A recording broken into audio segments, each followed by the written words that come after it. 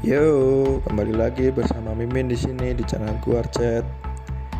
Dan Mimin seperti biasa ingin mengucapkan terima kasih bagi kalian yang telah mendukung channel Mimin ya hingga sampai saat ini. Dan Mimin juga ingin minta maaf jika ada translatean atau suara Mimin yang tidak enak didengar atau tidak enak dilihat ya. Dan juga Mimin ingin menegaskan lagi bahwa di video ini, yaitu video The Great Overhaul yang tokoh utamanya Muzhen, Mimin menegaskan bahwa Mimin di sini sebagai penerjemah sekaligus menceritakan jalannya alur ya. Dan sebelum dimulai, Mimin akan membahas di chapter sebelumnya ya.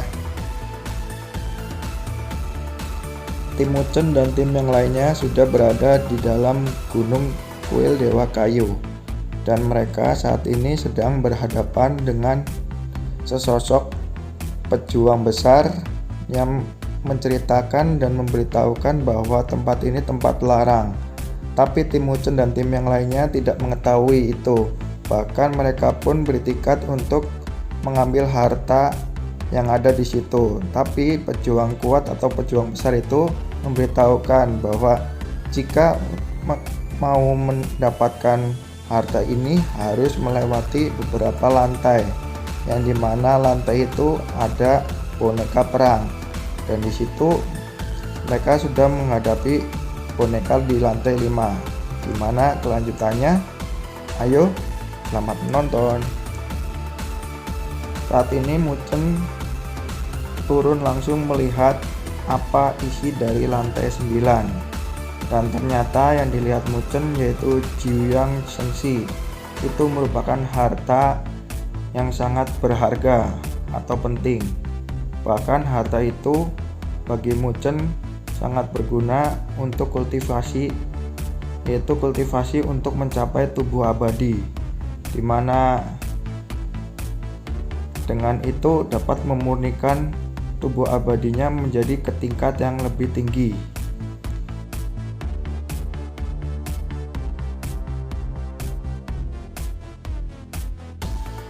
Dalam hal ini, dalam pikiran Muzhen sedang mengalami kebimbangan karena sesuatu yang dia ingini ini sangat beresiko, karena jika kalah atau jika gagal, dia akan tinggal di kuil Dewa Kayu selama setengah tahun.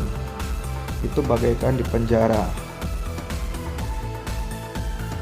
Sementara itu Muzhen langsung kembali ke timnya, dan pihak yang lain sedang berusaha melepaskan saudaranya dari penjara itu. Tapi Xingxuan penasaran apa harta yang ada di lantai 9, dan Muzhen pun menjawab, itu Jiuyang Shenxi.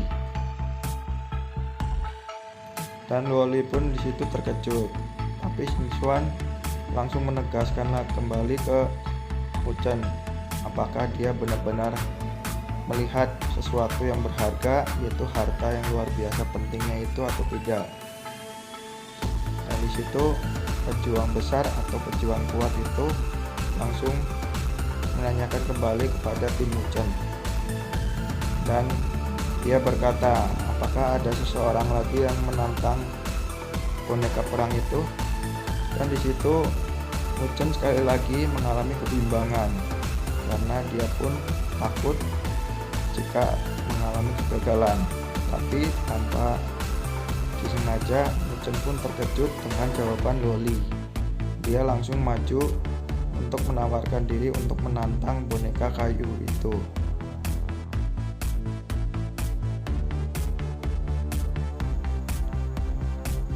Dan di situ Luoli pun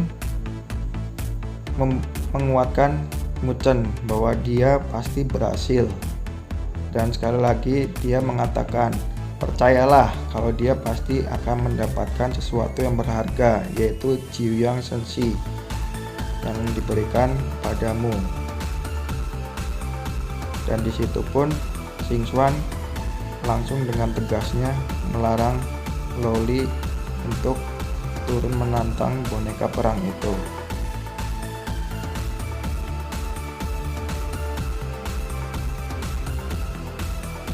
saat itu juga Xingxuan langsung memarahi Mu Chen karena apa yang dipikirkan Mu Chen itu tidak sesuai dengan yang diharapkan. Malahan seorang perempuan, yaitu temannya sendiri, yang turun ikut campur tangan untuk menantang boneka perang itu. Dan sekali lagi menegaskan kepada Loli bahwa dia tidak diperbolehkan untuk turun ikut campur tangan, melainkan Xingxuan lah yang akan turun menghadapi boneka perang itu. Tapi jawab Loli, itu tidak perlu. Dan di situ Mu Chen langsung berkata kepada mereka, harta Juyang Chengxi emang aku yang menginginkan, tapi seperti apa yang dipikirkan sebelumnya, kebimbangan itu telah hilang dan dia seperti sudah merasa percaya diri, dan dia berkata dia akan turut ikut campur tangan sendiri untuk mengambilnya. Dan dia berkata kepada Loli bahwa sebelumnya dia pun ragu, tapi di satu sisi Loli pun juga tidak ingin Mu Chen terluka.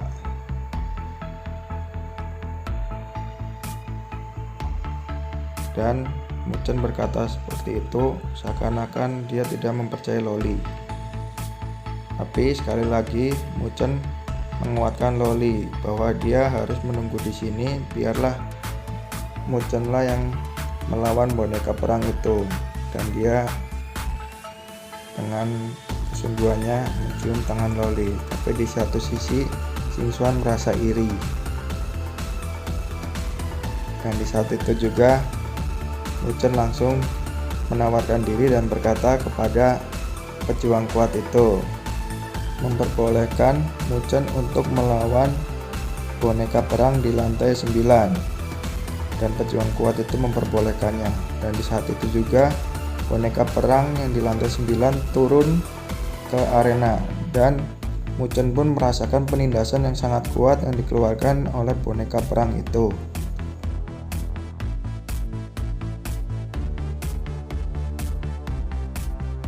Setelah itu boneka perang itu sudah memulai aksinya, yaitu dengan tiba-tiba menghilang dengan kecepatan yang tinggi. Mu Chen pun merasa kaget karena boneka perang itu tiba-tiba menghilang, dan dia langsung berpikir apakah monster itu akan tiba-tiba menyerang.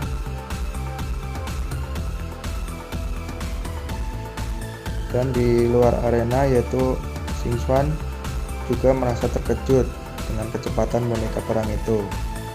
Dan di satu sisi Mu Chen pun langsung mengeluarkan kekuatannya, yaitu melalui anginnya. Dengan menggunakan anginnya beserta tombaknya, Mu Chen langsung menyerang boneka perang itu.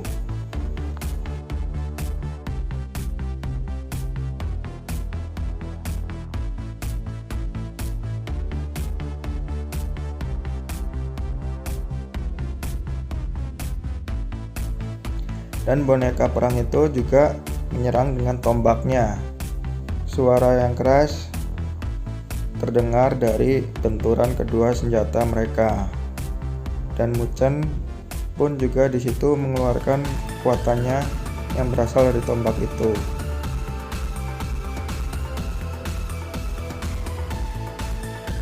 Serangan bertubi-tubi dari Mu Chen ataupun dari pihak boneka perang itu.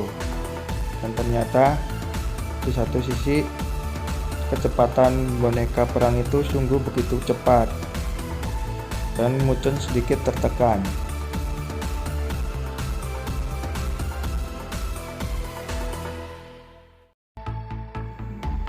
Xingxuan melihat pun keadaan Mu Chen semakin tertekan, dan dia berkata kepada Loli,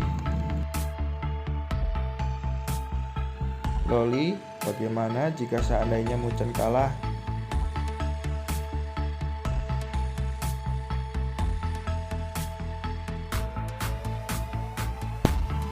Dengan ketegasannya, Loli pun menjawab perkataan dari Xingxuan bahwa dia akan menggantikan posisi kepemimpinan Mu Chen menjadi dia, karena tujuan dia sebelumnya bersama Mu Chen untuk melawan Jixuan. Dan setelah itu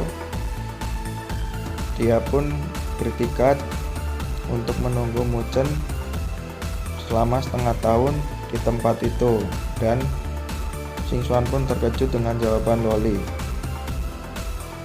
Dari jauh hari sebelumnya, Luoli pun juga sudah mengetahui karena waktu yang tersisa untuk bersama Mu Chen hanya tinggal sebentar. Jadi dia meluangkan waktu dengan menemani Mu Chen.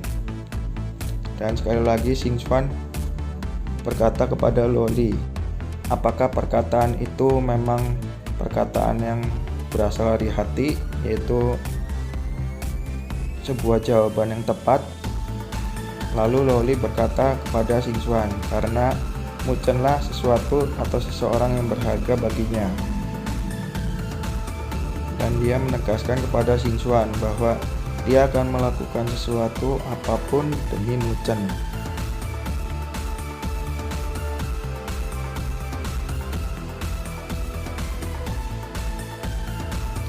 Kembali ke arena lagi. Nah, di situ Mu Chen pun menjadi sangat tertekan karena kekuatan dari boneka perang di lantai 9 ini sungguh menakutkan. Dan Mu Chen pun berpikir bahwa jika ingin memenangkan pertarungan ini, ayo yang sudah nonton, Mimin ingatkan kembali, jangan lupa like ya. Terima kasih. Mu Chen harus menggunakan sesuatu teknik yang sebelum ini dia pelajari atau dia kembangkan.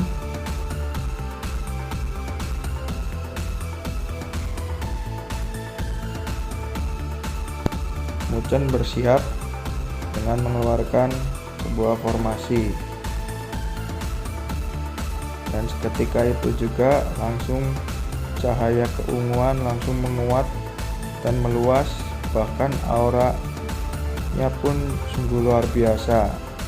Yaitu formasi itu dinamakan formasi pembantaian teratai iblis.